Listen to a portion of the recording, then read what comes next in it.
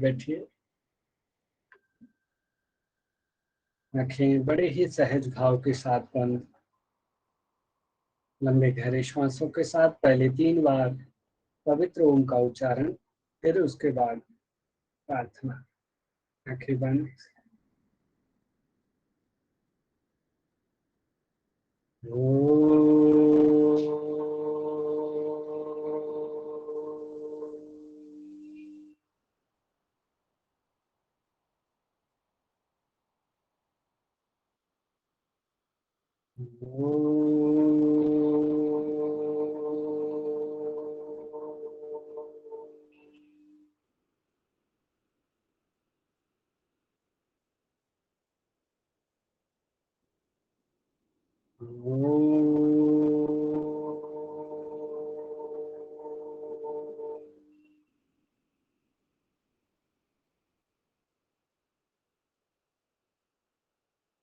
ओम सच्चिदानंदरूपाय विश्वोत्पत्त्यादिहेतवे तापत्रय विनाशाय श्रीकृष्णाय वयं नमः।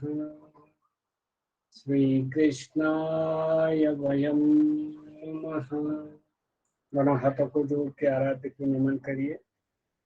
मैं आज की कक्षा के लिए तन से एवं मन से तैयार हूँ। मैं पूरी निष्ठा के साथ आज की कक्षा पढ़ूंगा। ऐसी वचनबद्धता अपने आप से और ईश्वर का धन्यवाद करते हुए दोनों हथेलियों का मर्दन करिए। ऊष्मा उत्पन्न होने दें अपनी हथेलियों में। अधिक से अधिक ऊष्मा उत्पन्न होने पर पूरे फेस, हेड, नेक, शोल्डर, चेस्ट, सारे शरीर पे लगाइए। सभी को प्रणाम। लास्ट कक्षा में हमने कौन कौन सा चैप्टर पढ़ा था?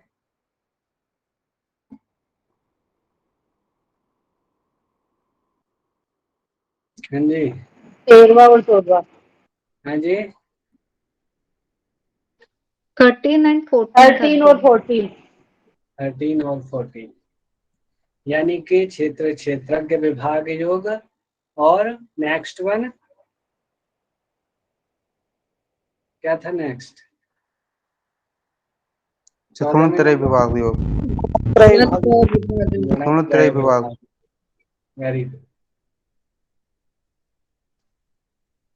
आज थोड़ा सा और ठीक से रिव्यू करते हैं। तो जो 13 नंबर का चैप्टर, जो क्षेत्र और क्षेत्रज्ञ, दो चीज, क्षेत्र और क्षेत्रज्ञ, इनका विभाग, इनकी क्वालिटीज और इनकी शक्तियों के बारे में यहाँ चर्चा की गई है। इनके एरिया की, इनकी पहुंच के बारे में बात की गई है।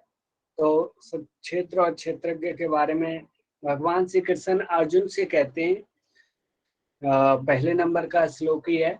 कहते हैं, कौन्ते यह तन क्षेत्र है। ये जो तन है, ये जो शरीर है, ये क्या है? क्षेत्र है। ज्ञानी बताते हैं यही। यही चीज कौन कहता है? विद्वान लोग, ज्ञानी लोग इस बात को कहते हैं कि हे अर्जुन, ये जो शरीर है ये क्या है? ये क्षेत्र है। जो जानता इस क्षेत्र को क्षेत्रज्ञ कहलाता वही। यानी जो शरीर है या जो सृष्टि चक्र है, जो तत्व है, मीमांसा है, उसको जो जानता है, उसकी सच्चाई को जो समझता है, या इसे, इसका सिस्टम क्या है, उसे जो जानता है, वो क्षेत्रज्ञ कहलाता है। तो अगले श्लोक में फिर बोलते हैं, क्षेत्र का स्वरूप बताते हुए और क्लियर कर रहे हैं कि आखिर क्षेत्र केवल शरीर बोल देने मात्र से ही क्षेत्र की परिभाषा पूरी नहीं हो जाती। वो कहते हैं और सुनो इसे ठीक से, कि और किसको पूरे खंडित करके बोलते हैं कि मन, बुद्धि एवं महाभूत प्रकृति अहंकृति भाव भीत। मन, बुद्धि, पंच महाभूत, प्रकृति और अहंकार तत्व, ठीक है, पांचों विषय सब इंद्रियों के, और इंद्रिय भी सभी।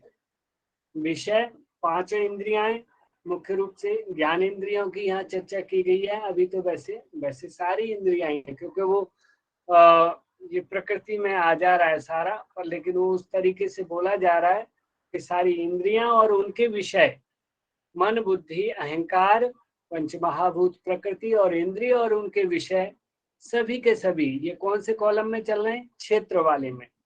अब आगे फिर कह रहे हैं कि सुख, दुख, इच्छा, द्वेष, धृति, संजात एवं चेतना। संज्ञात इसे मतलब जानना, और चेतना संक्षेप में यह क्षेत्र है, समुदाय जो इनका बना। इसको भी फिर भी संक्षेप में ही कह रहे हैं कि ये सारी चीज संक्षेप में है, जिनके इनके जितने विस्तृत रूप हैं, इनके जितने भी विषय हैं, जितना विशाल जो एरिया है वो सारा का सारा वैसे क्षेत्र ही है। ये संक्षेप में कुछ तत्वों के नाम लेकर के बता दिया गया है। ज्ञान और अज्ञान के बारे में बता रहे हैं कि ज्ञान क्या है, अज्ञान क्या है। तो ज्ञान के बारे में कह रहे हैं कि आध्यात्म ज्ञान व तत्व ज्ञान, विचार, आध्यात्म व तत्व विज्ञान, विचार, यह सब ज्ञान है। एक तो आध्यात्म क्या था? जीव का स्वभाव, जीव की प्रकृति, जीव को जानना। तत्व ज्ञान अर्थात जो मुख्य रूप से जो जीव है स्वयं को पहचानना और ये सृष्टि चक्र के सिस्टम को समझ लेना, सच्चाई क्या है उसको जान लेना। तत्व ज्ञान, मेटाफिजिक्स को समझ लेना, यह सब क्या है? इसे तो ज्ञान कहते हैं। विपरीत इसके और जो कुछ है सभी अज्ञान। इसके जो विपरीत है वो सारा का सारा क्या है? अज्ञान है। ठीक है। अब बात आती है क्षेत्रज्ञ क्या है। फिर क्षेत्र समझ लिया, ज्ञान अज्ञान समझ लिया। अब क्षेत्रज्ञ को डिफाइन करते हुए कहते हैं, अब वह बताता ज्ञेय, मतलब जो जानने योग्य है, जिसके ज्ञान से निस्तार है, जिसके ज्ञान से सारा निस्तार, सारा विस्तार फैला हुआ है, वो सुनिए। नहीं जो असत, सत जो असत नहीं है वो सत है, पर ब्रह्म अनादि और अपार है। जो पर ब्रह्म है, अनादि है, यानी लंबे समय से जो आदि, जिसका अंत नहीं है, वो चला आ रहा है और अपार है। ठीक है। अब फिर नेक्स्ट श्लोक में कहते हैं, सर्वत्र उसके पाणी और पद, हर तरफ, सर्वत्र अर्थात हर तरफ उसके पाणी, हाथ और पद पैर, हाथ और पैर हर तरफ हैं उसके, सभी दिशाओं में। सिर, सिर भी है, नेत्र, मुख सब ओर ही, आंखें सब तरफ हैं, मुंह सब तरफ है उसका, यानी कहते हैं ना वो सब देख रहा है, सब सुन रहा है। हम लोग बोलते हैं ना, तो वही तो सब देख सकता है जिसका मुंह हर तरफ हो। मेरा मुंह आपकी तरफ है सामने, तो मैं सामने ही देख सकता हूँ। लेकिन मुझे यदि कोई ये कहे कि मैं सब देख रहा हूँ, तो मेरा आंखें पीछे भी होनी चाहिए, दाएं भी होनी चाहिए, बाएं भी होनी चाहिए। हर दिशा में ब्रह्मा जी की तरह बहुत सारे मुंह होने चाहिए, सिर होने चाहिए ना। तो सिर, नेत्र, मुख, चारों तरफ, सब दिशा में, सब और उसके कान में, तभी तो सब जगह का सुन पाऊंगा कि हर जगह मेरे कान हो। सर्वत्र फैला है वही, मतलब हर जगह विद्यमान है। ठीक है। और फिर कहते भीतर वह बाहर, प्राणियों में दूर भी है पास भी। प्राणियों के अंदर भी है और बाहर भी है। और कोई ये कहेगा दूर है कि हाँ जी ठीक है दूर है, और कहे पास है तो पास भी है। वह चर अचर अति सूक्ष्म है, जाना नहीं जाता कभी। वो इतना अति सूक्ष्म है कि उसे जानना इतना सरल नहीं है। ठीक है। अब अग्रिम उसमें कह रहे हैं यहाँ पे 16 नंबर के श्लोक में, अभिभक्त होकर प्राणियों में वह विभक्त सदैव है। अविभक्त मतलब जो अलग न हो, अलग न होकर भी वो प्राणियों में अलग है, विभक्त सदैव है, प्राणियों से अलग है। कौन? क्षेत्रज्ञ। वह ज्ञेय, पालक और नाशक, जन्मदाता देव है। वो ज्ञेय है, जिसे जानने योग्य, जो पालन करने वाला है और नाश करने वाला है और जन्म देने वाला है। ईश्वर की विशेषता बताई जा रही है। वह ज्योतियों की ज्योति है, तम से परे है ज्ञान। ज्योतियों में जो ज्योति जलती है, जो प्रकाशमान लौ है, वो है। और तम, जहाँ तमोगुण में, वो ज्ञान के रूप में है। सब में बसा है, हर चीज में बसा हुआ है। वह ज्ञेय है, वह ज्ञान गम्य महान है। उसे ज्ञान से जानने योग्य वो महान है। इस प्रकार ये 13 नंबर का चैप्टर ओवर। और 14 नंबर चैप्टर गुणत्रय विभाग योग कहता है, जिसमें मुख्य रूप से सत्व रज तम गुणों का स्वरूप की चर्चा की जा रही है। तो कह रहे हैं कि पैदा प्रकृति से सत्व रज तम गुण का विस्तार है, इस देह में ये जीव को ले बांध जो अविकार है। ये प्रकृति से पैदा हुए हैं और ये जीव को कैसे बांधते हैं? ये जीव को बांधते हैं इस शरीर में, जो कि जीव बिल्कुल जो अविकार है, जो बिल्कुल शुद्ध है, प्योरेस्ट अवस्था में है जीव, उसको ये बांध लेते हैं। सत्व गुण का स्वरूप बताते हुए कहते हैं, अविकार सतगुण है प्रकाशक, क्योंकि निर्मल आप है। सतगुण की जो क्वालिटी है सतोगुण की, वह प्रकाशक है और निर्मल है और अविकार है, अर्थात जिसमें कोई विकार ना हो, अशुद्धि ना हो। यह बांध लेता जीव को सुख ज्ञान से निष्पाप है। यह जीव को क्या, एक तो सुख की लालसा देकर के और ज्ञान की लालसा देकर के जीव को बांध लेता है। कौन? सत्वगुण। और रजोगुण के बारे में कहा जा रहा है 7वें नंबर के श्लोक में, ज्ञानो रजोगुण राग में उत्पन्न तृष्णा संग से। राग से और तृष्णा से जो उत्पन्न हुआ है वो रजोगुण है। वह बांध लेता जीव को कौन्तेय कर्म प्रसंग से। वो कैसे बांधता है जीव को? कर्म प्रसंग से, यानी उसमें उसे कर्मों में प्रवृत्त कर देगा। जो रजोगुणी होंगे वो कभी भी खाली नहीं बैठ सकते, उनको कुछ ना कुछ करने को होना ही चाहिए, क्रिएटिव माइंड होंगे, तो वो कर्म प्रसंग होंगे। ठीक है। अब तमोगुण की क्वालिटी बताते हुए कह रहे हैं, उसका स्वरूप क्या है? अज्ञान से उत्पन्न तम। किससे उत्पन्न हुआ है? अज्ञान से। सब जीव जो मोहित करे, वो सब जीव को कैसे मोहित करता है? आलस्य नींद प्रमाद से यह जीव को बंधित करे। आलस फैलाएगा, प्रमाद नींद फैलाएगा, इस तरीके से यह जीव को बांध लेता है। अब इन तीनों गुणों के फल की चर्चा 16वें नंबर के श्लोक में करते हुए कहते हैं कि फल पुण्य कर्मों का सदा शुभ श्रेष्ठ सात्विक ज्ञान है। तो सात्विक जो गुण है उसका जो फल क्या है? पुण्य कर्मों का होगा, वो अच्छे कर्म करेगा और उसका सदा जो फल होगा वो शुभ और श्रेष्ठ होगा। फल दुख रजोगुण का, और रजोगुण का जो फल है वो दुख है, तथा तमोगुण फल सदा अज्ञान है, और तमोगुण का जो फल है वो सदा अज्ञान होगा, उससे घोर अज्ञान की प्राप्ति होगी। आगे फिर कहते, उत्पन्न सत्य से ज्ञान। सत्य से ज्ञान उत्पन्न है।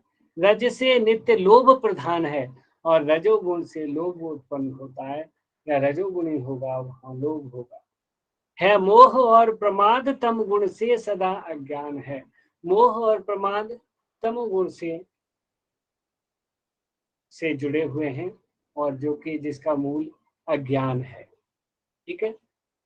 फिर कहते हैं सात्विक पुरुष स्वर्ग आदि में। इसका फल बताते हुए कहते हैं कि जो सात्विक पुरुष होते हैं या सात्विक नेचर के जो पुरुष व्यक्ति होते हैं वो कहाँ जाते हैं? स्वर्ग में। नरलोक में राजस बसे, और नरलोक अर्थात ये पृथ्वी लोक, भूलोक, इसमें राजस प्रकृति के लोग बार बार आएंगे, जन्म लेंगे। और जो तामसी गुण में बसे वे जन अधोगति में फंसे। जो तामसी प्रवृत्ति जिनकी होगी, जो तमोगुण डोमिनेटेड होंगे, अर्थात जिनके अंदर जो तमोगुण का इंडेक्स ऊंचा होगा, वो सदैव अधोगति हो जाएंगे। ठीक है। इस प्रकार यहाँ पे ये हमारा 13 एंड 14 चैप्टर ओवर होता है।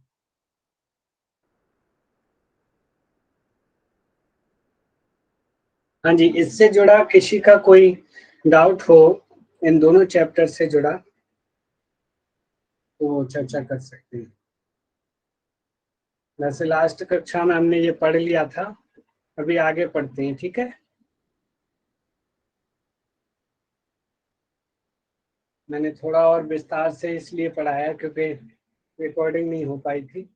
अब 15th नंबर का देखिए यहाँ थोड़ा मिस टाइप हुआ है, पंचम अध्याय लिख गया है, यहाँ पंचदश अध्याय नाम है इसका, पंचदश पुरुषोत्तम योग। ठीक है, आप पुरुषोत्तम योग 15वें नंबर का अध्याय, इसमें जो चर्चा हो रही है वो संसार रूपी कल्प रूपी पीपल वृक्ष के बारे में एक विशेष चर्चा है, जिसके बारे में पूछा जाता है या उसके बारे में कहा जा रहा है। तो 15वें चैप्टर का पहला ही श्लोक क्या कहता है पीपल वृक्ष के बारे में या कल्प वृक्ष के बारे में? कहते हैं मूल ऊपर, शाख नीचे, है मूल, मूल अर्थात जड़, जिसकी जड़ें ऊपर की तरफ हैं, है मूल ऊपर, शाख नीचे, और जो शाखाएं हैं उसकी जो डालियां हैं वो किधर हैं? नीचे की तरफ। किसकी बात चल रही है? कल्प रूपी पीपल वृक्ष की। ठीक है मूल ऊपर, जिसकी जड़ें ऊपर की तरफ, शाख नीचे, पत्र जिसके वेद हैं, और जो पत्ते हैं ये बदे न होकर के वेद हैं। ठीक है, ये वेद लिखा है, थोड़ा मिस टाइप हुआ है, आप समझ लीजिए। तो पत्र जिसके वेद हैं, उस पेड़ की जो जड़ें हैं वो ऊपर की तरफ हैं और शाखाएं नीचे की तरफ हैं, और पत्ते जो हैं वो क्या हैं? वेद हैं। वे वेदविद जो जानते अस्वस्थ अस्वस्थ अव्यय भले हैं, और जो इसको जानते हैं, इस सिस्टम को, इस पेड़ के बारे में, तो वे अव्यय भले अर्थात वे अभिकारी हैं और वे ज्ञानी हैं, वेदविद हैं। ये बदेविद थोड़ा या मिस्टाइप हुआ है, मिस्टेक जो है ना, वेदविद इधर जाएगी ये। तो इस प्रकार से यानी कि इस पेड़ को जो समझेगा वो ज्ञानी होगा, इस पेड़ के सिस्टम को।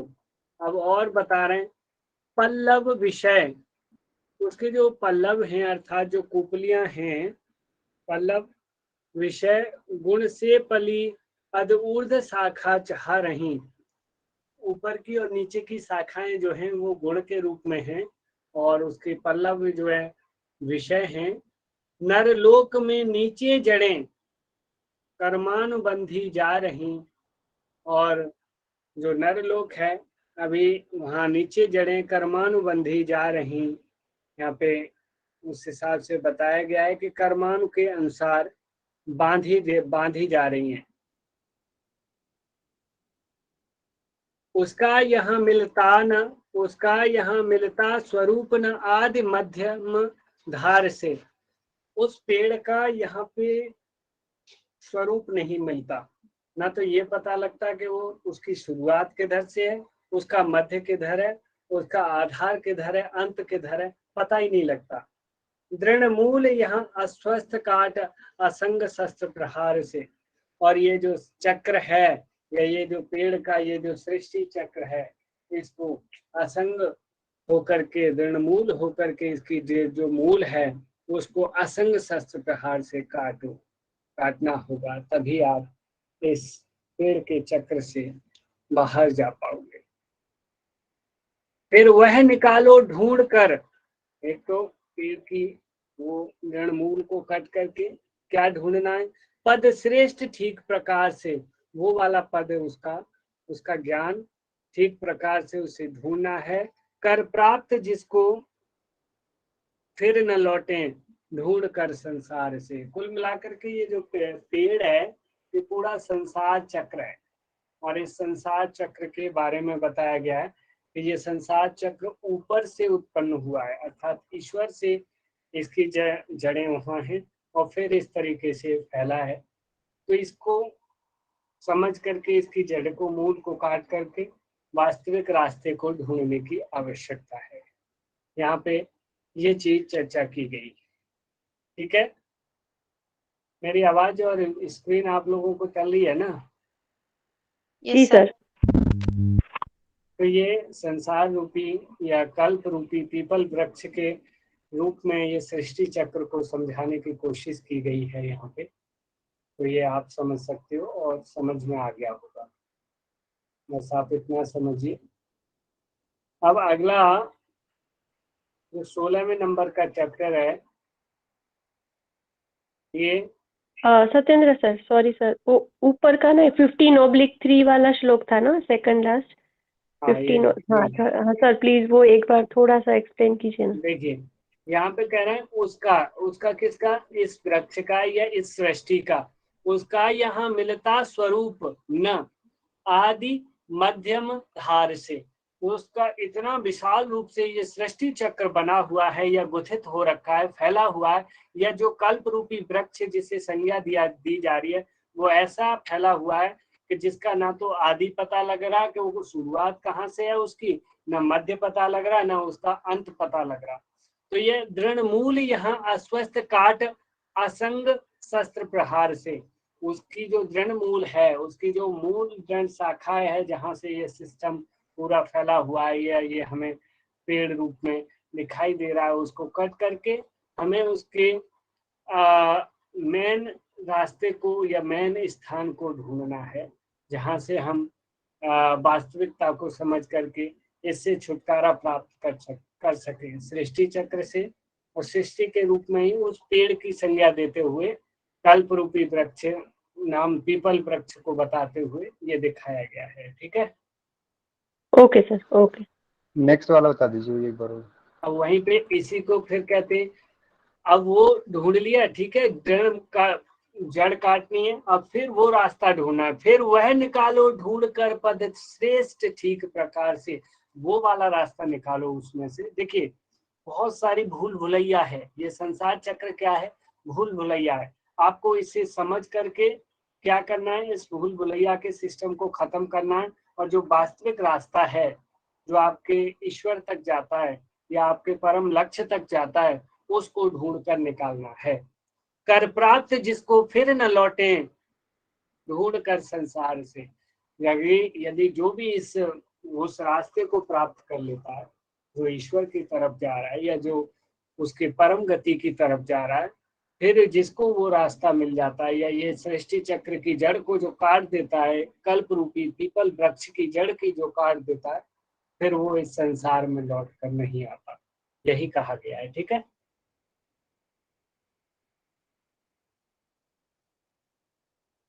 अब 16वें नंबर के अध्याय में देव और असुर, देवासुर, देव और असुर, देवता अर्थात राक्षस, देवता अथवा राक्षस, दोनों की जो संपदा है, दोनों की जो शक्तियां हैं, दोनों की जो प्रॉपर्टी है, उसके विभाग के बारे में बताया जा रहा है कि किसकी क्या प्रॉपर्टी है, किसकी क्या क्वालिटी है। तो सबसे पहले 16वें चैप्टर के पहले नंबर के श्लोक में देवताओं की संपत्ति के बारे में, दैवी संपदा जिसे कहते हैं, दैवी संपदा के बारे में कहा जा रहा है भयहीनता। जिस पुरुष में या जिस जीव में दैवी संपदा होगी या दैवी शक्ति होगी, उसमें भयहीनता होगी, यानी वो भयभीत नहीं होगा, वो डरने वाला नहीं होगा। डरने वाले से तात्पर्य यहाँ ये नहीं है कि मैं तेरा मर्डर कर दूं, मैं उसका मर्डर कर दूंगा, ये कर दूंगा, वो कर दूंगा, मैं नहीं डरता, ये वाला डरना नहीं। मृत्यु का भय, सबसे बड़ा जो डर होता है हर जीव को, वो मृत्यु का भय होता है। योग दर्शन में क्या कहा गया है अभिनिवेश के बारे में? स्वर सवाही मृत्यु का भय। विदुषोपी, स्वर सवाही विदुषोपी तथा रूढ़ो अभिनिवेश। एक तो विद्वानों को भी है, जैसे मूर्खों के साथ साथ विद्वानों को भी जिसका भय सताता रहता है, वो मृत्यु रूपी भय क्या है, वो अभिनिवेश है। तो जो वास्तविक दैवी संपदा जिनके अंदर हुई, वो मृत्यु रूपी भय उनके अंदर नहीं होगा। दमन करने की शक्ति होगी इंद्रियों को, मन को, सत्व की संसुप्ति, वो सत्व को शुद्ध करने वाले होंगे सदैव, और दृढ़ता ज्ञान की उनमें ज्ञान प्रबल होगा। तन मन सरलता, उनका तन और मन सरल भाव में होगा, सहज होगा, छल कपटी नहीं होगा। यज्ञ यज्ञ प्रवृत्ति होगी, तप की प्रवृत्ति होगी, स्वाध्याय करने वाले होंगे, और सात्विक दान आदि भी करने वाले होंगे। कौन? जिसे दैवी संपदा प्राप्त है, वे जीव। ठीक है, और उसके साथ साथ फिर और भी होगा, क्या क्या होगा? सर एक मृदुता। बार रिपीट कर दीजिए, हाँ जी, इसको दोबारा से एक बार रिपीट कर दीजिए। देखिए, यहाँ जो बात कही जा रही है वो कही जा रही है उन पुरुषों के विषय में या उन मनुष्यों के विषय में, उन जीवों के विषय में जिनको दैवीय शक्ति प्राप्त है या दैवी संपदा जिन्हें प्राप्त है। तो क्या होगा, उसमें भयहीनता होगी, अर्थात फियरलेसनेस, उसको डर नहीं होगा। डर से तात्पर्य यहाँ ये ना ले जाएं, अन्यथा तो उसे डर नहीं होगा तो वो किसी को भी, कितना भी जीवों को हत्या करता रहे, मारता रहे, वो शेर से भी भिड़ जाए, इससे भी भिड़ जाए और बहुत सारे मर्डर कर दे, मुझे नहीं है डर। तो ये वाला डर नहीं, अपनी मृत्यु का भय सबको होता है और गलत करने का डर, जो गलत करते हैं उसका परिणाम भी गलत होता है, तो वो डर, तो वो तो सच्चाई है कि वो वैसा व्यक्ति गलत करेगा ही नहीं। तो ऐसे व्यक्ति मौत से जो वास्तविक दैवी संपदा वाले होते हैं वो मृत्यु के भय से नहीं डरते, अपनी मृत्यु के भय से, क्योंकि वो सच्चाई को जानते हैं। उसके साथ साथ देखो दम और सम, अर्थात वो इंद्रियों को सदैव कंट्रोल अवस्था में रखेंगे, सत्व की संशुद्धि और जो सत्यता है या जो सत्व गुण है उसे सदैव प्योरेस्ट अवस्था में बनाए रखने के प्रयत्न करते रहेंगे, और दृढ़ता ज्ञान की, और उनमें ज्ञान का जो स्तर होगा वो प्रबल होगा, स्ट्रॉन्ग होगा। तन मन सरलता, उनका तन और मन सरल होगा, और उनकी जो प्रवृत्ति यज्ञ की, तप की, स्वाध्याय की और सात्विक दान की प्रवृत्ति होगी। ठीक है। जी सर। उसके साथ साथ मृदुता होगी, मृदुल भाव, सॉफ्ट एकदम। अहिंसा, वो ये नहीं हिंसा करेगा, हिंसक नहीं होगा, अहिंसक होगा। सत्य होगा उसके अंदर, करुणा होगी, दया, शांति, क्रोध विहीनता, अर्थात गुस्सा नहीं करेगा। कौन? जिसमें दैवीय संपदा होगी। लज्जा होगी उसमें, अचंचलता होगी, चंचल नहीं होगा, किसी को छल कपट नहीं करने वाला होगा, शर्म रखने वाला होगा। अनिंदा, निंदा करने वाला नहीं होगा, त्याग करने वाला होगा। तृष्णाहीनता वाला होगा, एक के बाद एक डिमांड उसकी, आशाएं नहीं होगी। उसके साथ साथ फिर और बता रहे हैं कितनी क्वालिटी है, धृति होगी उसके अंदर, धैर्य आदि, तेज होगा, पावनता होगी, क्षमा, अद्रोह, मानविहीनता आदि, ये सारे के सारे शक्तियां उसके अंदर। ये चिन्ह उनके पार्थ जिनको प्राप्त दैवी संपदा, जो ऊपर के जितने भी सारे गुण बताए गए, जितनी भी क्वालिटीज बताई गई, ये किसकी क्वालिटी है? देवी संपदा प्राप्त। देवी संपदा प्राप्त। जिनको दैवी संपदा प्राप्त है उन जीवों की। अब आता है कि फिर आश्वरी संपदा के क्या सिम्टम है, उसकी क्या है? तब कहते हैं कि मद, यानी कि अहंकार, अहम भाव, मदमान, उसे हर जगह मान मिलना चाहिए, प्रतिष्ठा मिलना चाहिए। मिथ्याचार, दिखावा होना चाहिए उसके, वो उसके अंदर दिखावा होगा। क्रोध होगा, कठोरता होगी, वो बड़ा कठोर दिल का, कठोर भाव का होगा। अज्ञान भी भरा होगा उसके अंदर। ये आसुरी संपत्ति में जन्मे हुए पाते सभी, ये वाले जो गुण हैं वो किसको मिलते हैं? जो आसुरी संपत्ति में जन्मे या जिनको आश्वरी संपदा प्राप्त होती है। ठीक है जी। अभी जी आपको ये क्लियर है सारा का सारा? हमने लास्ट 13, 14 थोड़ा डीप रिव्यू किया, और 15, 16 ठीक से पढ़ा, और बाकी 17, 18 दो चैप्टर इसके और बचे। तो आप बताइए आगे पढ़ें कि अभी के लिए आपके लिए पर्याप्त है? आगे पढ़ लेते हैं सर। सर पर्याप्त है सर, यही तो पर्याप्त है। सर करा दीजिए सर, अभी टाइम भी आधा हुआ है, करा दीजिए। हाँ समय है, वैसे क्वेश्चनिंग जी के सर। लिए थोड़ा कम समय बचेगा शायद, मुझे लगता है। तो सर क्वेश्चन पूछ लीजिए सर। अरे नेक्स्ट कुंज यदि ऐसा हो तो क्वेश्चनिंग सर करा नेक्स्ट दीजिए सर, जल्दी खत्म होगा तो सर दूसरा कुछ क्वेश्चनिंग शुरू हो जाएगा नेक्स्ट डे जल्दी भी हमारा। रख लेंगे, इसीलिए मैं कवर करा रहा हूँ, क्योंकि जल्दी आपके टेक्स्ट कवर हों तो फिर जो है दूसरा टेक्स्ट भी स्टार्ट किया जाए, और समय भी कम है ना। चलो पढ़ लेते सर हैं, करा फिर दीजिए सर। क्वेश्चनिंग जी रह सर। भी जाएगी ना तो फिर अगले दिन कवर कर लेंगे, जितनी हो जाएगी ठीक है। अब 17 नंबर का जो चैप्टर है इसमें काफी विशेष चीज आने वाली है, आहार विहार वाली बात जो क्वेश्चन बन जाता है। जैसे हठयोग में पथ्य की बात आती है, इसी तरीके से आहार की बात यहाँ 17वें नंबर के चैप्टर में आती है, जिस चैप्टर का नाम श्रद्धात्रय। श्रद्धात्रय, श्रद्धा अर्थात श्रद्धा, सद्भाव, और त्रय मतलब 3 विभाग योग। तो यानी कि 3 तरह की श्रद्धा के बारे में चर्चा की जा रही है। तो यहाँ 17वें नंबर के दूसरे श्लोक में कहते हैं, त्रिविधा भवति श्रद्धा देहिनाम स स्वभाव सात्विकी राजसी चैव तामसी चेति मा शृणु। अर्थात इसका भावार्थ हिंदी दोहे में देखेंगे, श्रद्धा स्वभावज, स्वभावज अर्थात स्वतः ही, नेचुरल ही, प्राणियों में पार्थ 3 प्रकार से। यानी जो श्रद्धा होती है वो नेचुरल ही होती है हर व्यक्ति की। मैं बनाने की कोशिश करूं, बनावटी श्रद्धा अपने अंदर धारण करने की कोशिश करूं, वो नहीं रह पाएगी। जो मेरी वास्तविक नेचुरल श्रद्धा है वो कहीं ना कहीं फिर वही उभर के आ जाएगी। तो श्रद्धा स्वभावज, स्वभाव से, नेचुरली, प्राणियों में, हर जीव में, पार्थ अर्थात हे अर्जुन 3 प्रकार से। शुन, सात्विकी भी, राजसी भी, तामसी विस्तार से। अर्थात उसके नाम बता दिए, सात्विकी श्रद्धा अर्थात जो ऊपर गुण थे सात्विक, राजसिक, तामसिक, उसी तरीके से सात्विकी श्रद्धा और राजसिकी श्रद्धा और तामसी श्रद्धा। ठीक है, अब इनकी और क्वालिटी बताते हैं कौन कौन सी कैसी है। श्रद्धा सभी में सत्व हम, श्रद्धा स्वरूप मनुष्य है।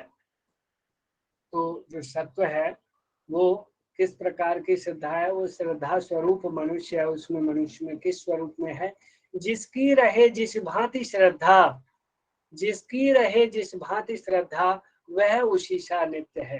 कहते हैं ना, जिसकी जैसी प्रवृत्ति होती है, चोर की प्रवृत्ति चोर जैसी होती है, तो वो हर जीवों में चोर को ही देखता है, उसको हर चोर ही चोर लगते हैं। वो देखेगा कि ये भी चोर है, ये भी चोर है। यानी कि जो जैसी प्रवृत्ति का होगा। अच्छे व्यक्ति सदैव दूसरों के गुण ही खोजेंगे, और जो बुरी श्रद्धा वाले हैं, जो तामसी श्रद्धा वाले हैं, वो सदैव दूसरों के अवगुण को ही ध्यान करेंगे, उसी का बखान करेंगे, उसके अवगुणों की तो लंका लगा देंगे, एकदम पूरा प्रचार प्रसार कर देंगे अच्छे तरीके से। तो जिसकी रहे जिस भांति श्रद्धा वह उसी सा नित्य है, वैसा ही वो बिहेव करेगा। कहते हैं ना कि बिहेव से उसके कर्मों का, उसकी प्रकृति का, उसकी पर्सनैलिटी का पता लग जाता है। ये वही चीज है। अब श्रद्धा के अनुसार जिसकी जैसी श्रद्धा होती है, वो पूजन के बारे में बताया जा रहा है। अलग अलग टाइप की श्रद्धा में कौन किसकी पूजन करता है, इससे भी आप पता लगा सकते हो कौन सा व्यक्ति किस प्रकार की श्रद्धा को धारण किए हुआ है। तो जो सात्विकी श्रद्धा वाला होता है वो श्रद्धा सुरों और देवताओं का पूजन करता है। किसका पूजन करेगा, देवों का। और जो राजसी श्रद्धा वाला यक्ष और राक्षसों का पूजन करते हैं लोग। राक्षसों को भी पूजने वाले होते हैं लोग, क्योंकि वो राक्षसी शक्तियां पाना चाहते हैं। और जो तामसिक वाले होते हैं वो भूत प्रेतों की पूजा करते हैं। ठीक है, तो ये इस प्रकार से आ सकता है कि कौन सी प्रवृत्ति वाले किसको पूजते हैं। अब ये सूत्र श्लोक नंबर यहाँ दे रखा है इसके नीचे। अब त्रिविध आहार की चर्चा आ गई है। 3 तरह का आहार। तो यहाँ पे 17 का 7th नंबर का श्लोक में आप भगवत गीता के अनुसार आहार की का वर्णन बता सकते हो, उसका रेफरेंस दे सकते हो। 17वें नंबर के 7वें श्लोक में जाइए और आपको भगवत गीता के अनुसार कैसा आहार किसका है और कैसा योगी का होना चाहिए ये पता लग जाएगा। तो कह रहे हैं, हे पार्थ प्रिय सबको सदा आहार 3 प्रकार से। 3 टाइप का आहार सबको प्रिय होता है। सबको प्रिय नहीं मतलब 3 तरह का होता है, और जिसको जैसा प्रिय होता है वो आगे बताया जाएगा। इस भांति ही तप दान यज्ञ भी है, सुनो सभी विस्तार से। इसी भांति जो है तप और दान भी करते हैं लोग, वो भी बताया जाएगा आगे। तो त्रिविध आहार को पहले समझें हम।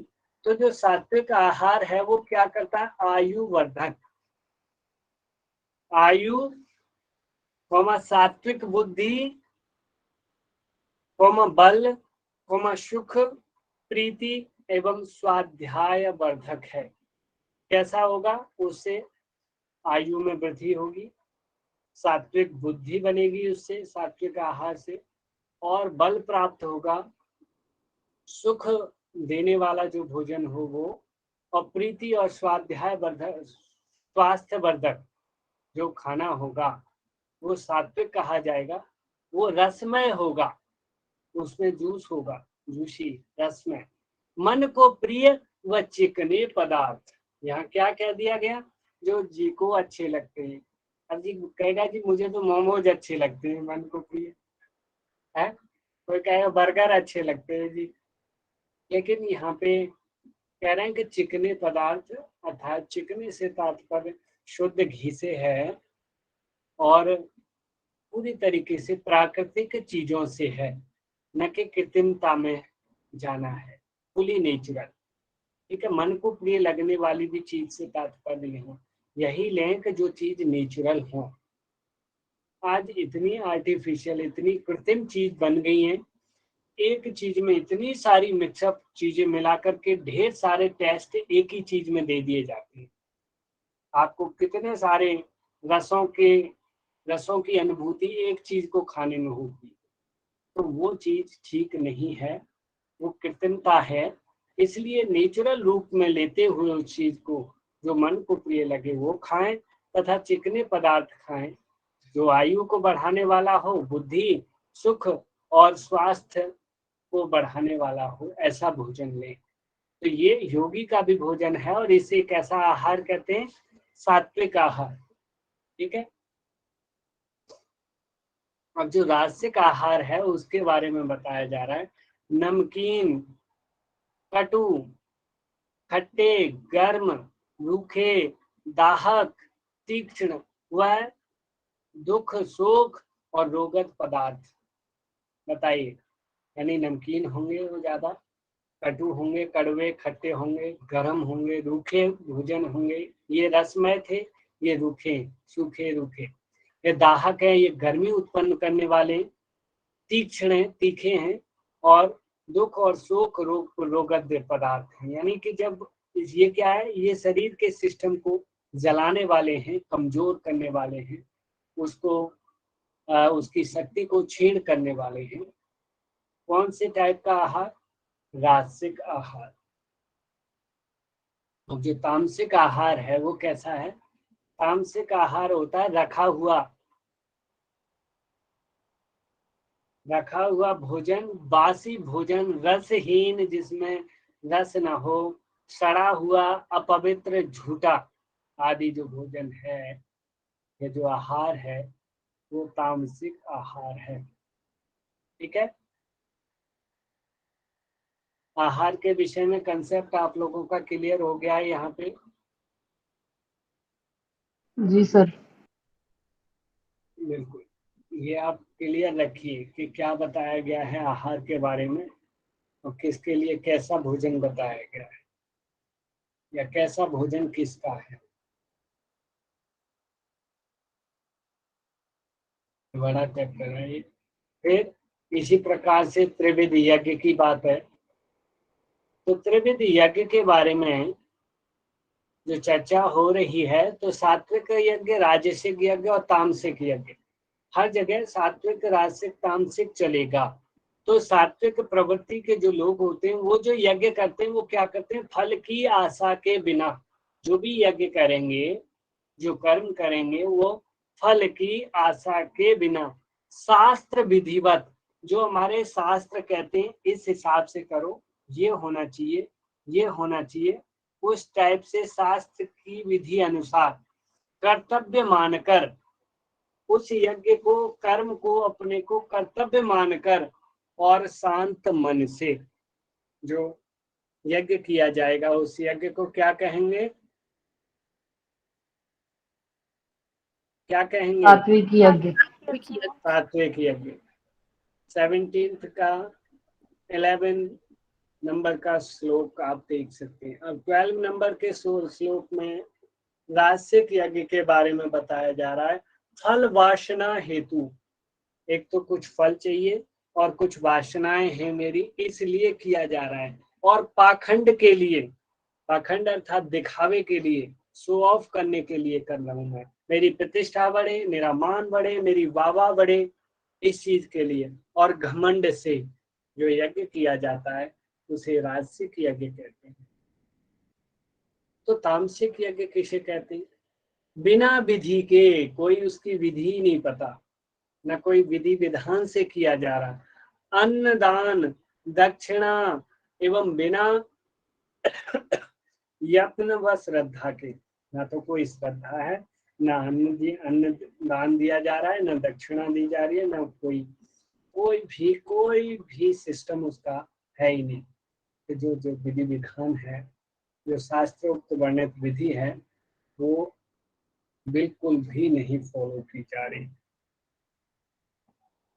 तो इस टाइप का यज्ञ तामसिक यज्ञ कहा जाएगा।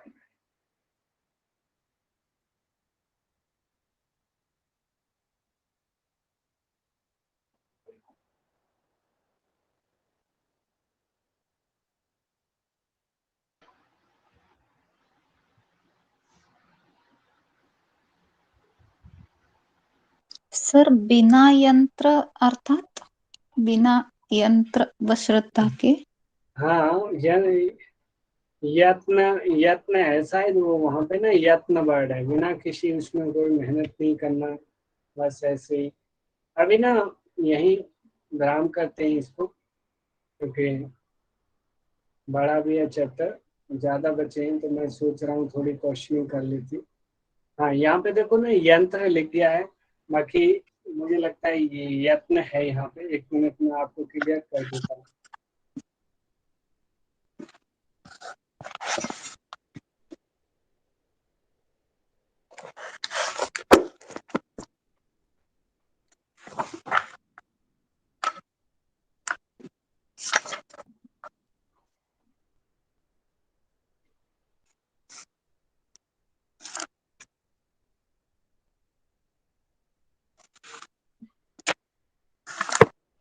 सर वो मंत्र होना चाहिए क्या, बिना मंत्र?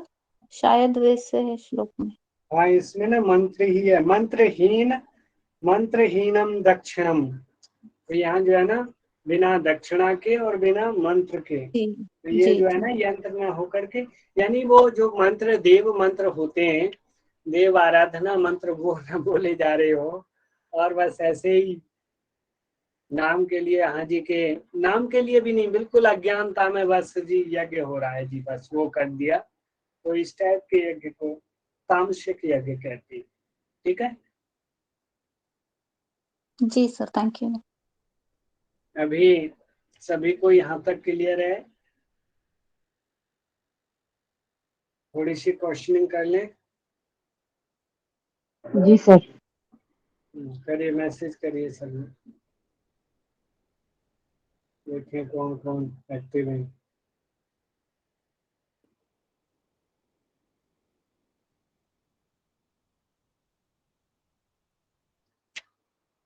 अभी सभी लोग टाइप करिए,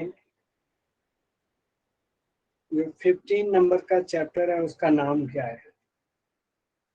15वें नंबर के चैप्टर का नाम, name of the 15 number chapter, type करिए।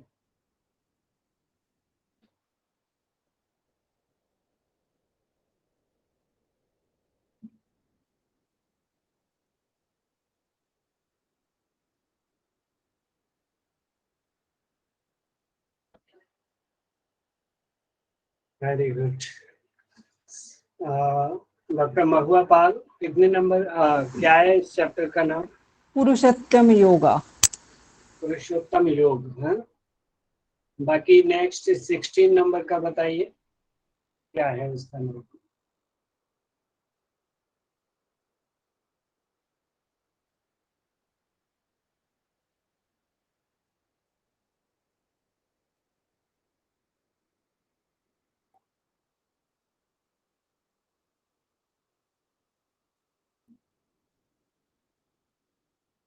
मनोज पाल जी,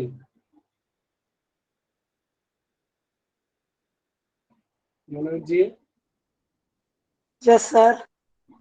16 नंबर का चैप्टर का नाम। देवासुर संपद विभाग योग। नहीं, जो टाइप कर रहे थे वही बता दो यार। सर गलती से हो गया। चलिए, तो जो पीपल रूपी जो कल्प वृक्ष है उसकी चर्चा किस चैप्टर में की गई है, कहाँ पे, इस चैप्टर का नाम है?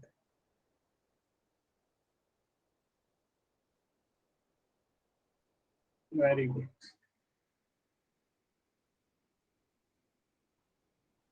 अब जो उस वृक्ष की जो जड़ें हैं वो ऊपर की तरफ है या नीचे की तरफ?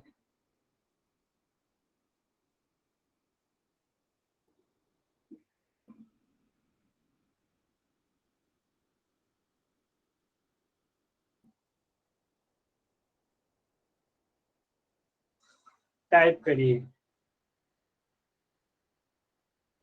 वेद वृक्ष के कौन से भाग हैं?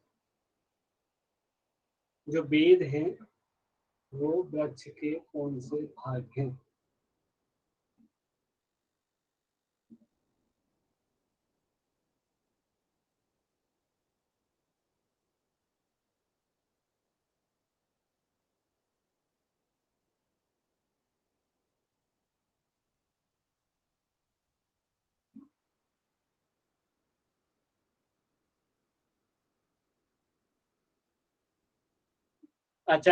अचंचलता, अनिंदा और तृष्णाहीनता किस प्रकार की मनुष्य की संपदा है, या कौन से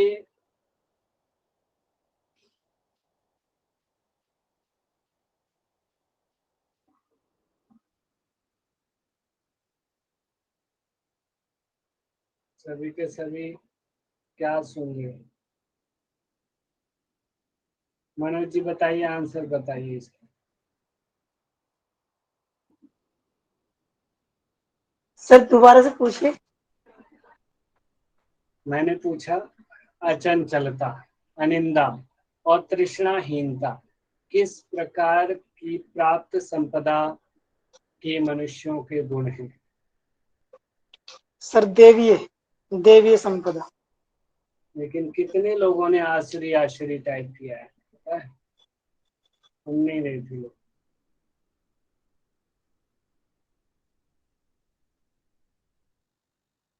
मिथ्याचार और मदमान ये कौन सी संपदाएं हैं?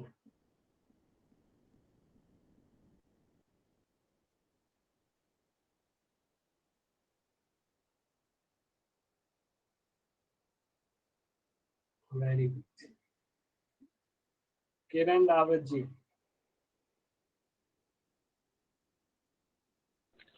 सर आसुरी संपदा।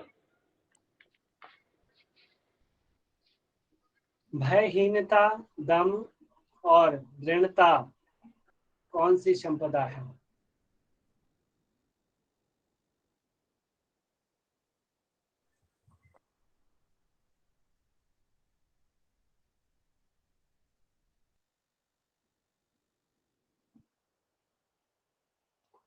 वेरी।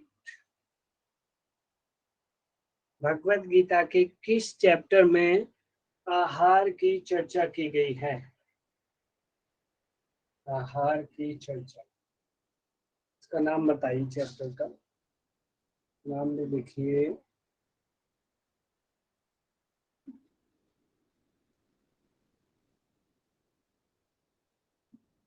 मनीषा मोना मैम बताएंगी। सर ये चैप्टर 17 से है, सप्तदश अध्याय, श्रद्धा तय विभाग योग। सभी की जो श्रद्धा है वो स्वभाव से होती है या बनावटी श्रद्धा होती है? हर जीव की जो श्रद्धा है वो स्वभावज होगी, नेचुरल होगी, या कृत्रिम होगी? Very good.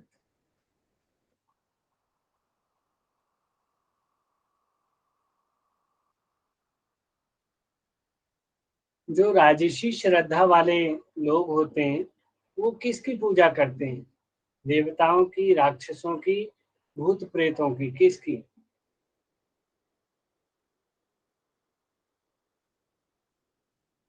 नूरा निशा बताइए।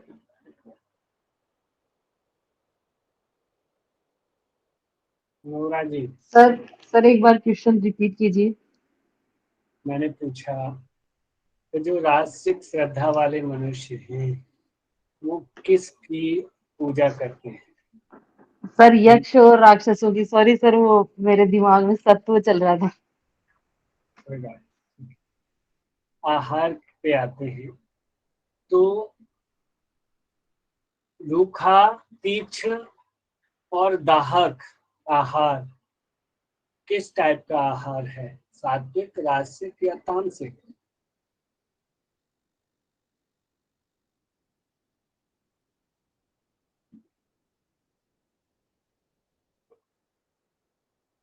और अभी बताएंगे। पूनम मैम बताइए सात्विक आहार के बारे में, कैसा होगा सात्विक आहार?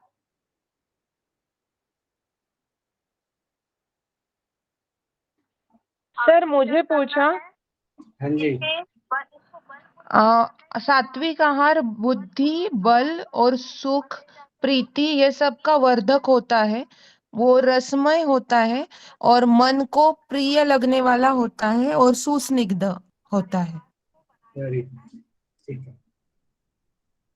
चिकना होता है। सभी टाइप करिए। तामसिक भोजन कैसा होगा? तामसिक और तुषार बाला त्रिपाठी माइक खोल के डिफाइन करिए तामसिक भोजन को। बाकी लोग टाइप करिए।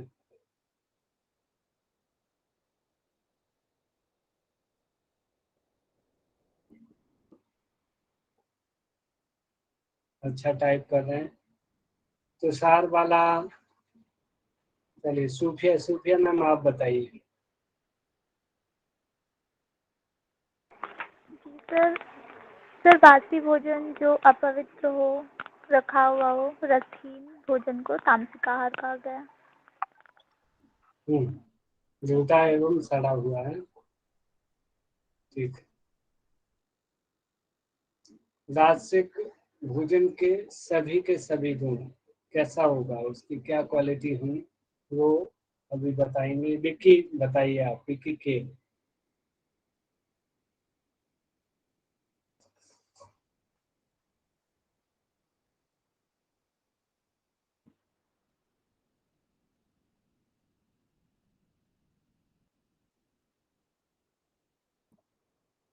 विक्की जी ऑफिस में होते हैं।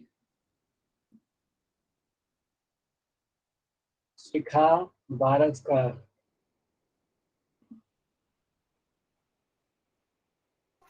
जी सर। राजसिक भोजन की क्वालिटीज बताइए, राजसिक भोजन के बारे में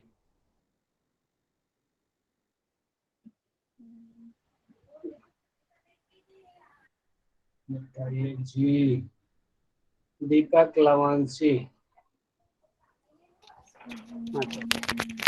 सर नमकीन, खट्टा, घर में रूखा हुआ, तीक्ष्ण और रोगग्रस्त पदार्थ, दुख शोक देने वाला। समझ में आया सभी को क्या बताया दीपक जी ने? जी सर। क्या सर वो बताया? बोल रहे हैं कि कटु, अम्ल, लवण, तीक्ष्ण और दुख और शोक देने वाला और रोग उत्पन्न करने वाला। ठीक, चलिए धन्यवाद। बने रहिए कक्षा में अगली कक्षा के लिए, anatomy and physiology. Thank you sir. Thank you. Thank you sir. Sir recording of करेंगे या चालू रहेगी? कर लीजिए। आप लोग बने रहिए कक्षा में, ठीक है? मैम है। ठीक।